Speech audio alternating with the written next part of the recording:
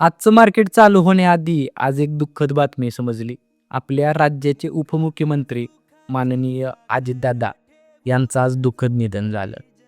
तर सर्वप्रथम आपल्या या एम-एस-10 ट्रेडर परिवारातर्फे अजितदादांना भावपूर्ण श्रद्धांजली देऊया. त्यासोबतच आजचं जर मार्केट बघितलं, तर आज माझा एकच ट्रेड झाला ट्रॅपच्या सेटअपवर आणि ज्यात की मला एक छोटं प्रॉफिट घेऊन आजचा दिवस क्लोज करायला लागला. निफ्टीनं या रेजिस्टन्स एरियाचा इथं ब्रेकआउट दिला, पण हा ब्रेकआउट फेल झाला आणि इथं लिक्विडिटी ग्रॅब करून मार्केटने एक चांगला फॉल दिला.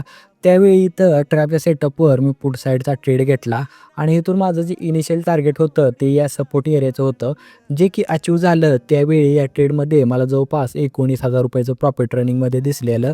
मी थोडासा अजून वेट केला, अजून फॉल येईल असं मला एक्सपेक्टेड होतं, पण मार्केटनं या एरियाला सपोर्ट घेतला आणि इथून जसं रिव्हर्सलचं साईन दिसायला लागलं तसा हा ट्रेड मला 8,144 रुपयाच्या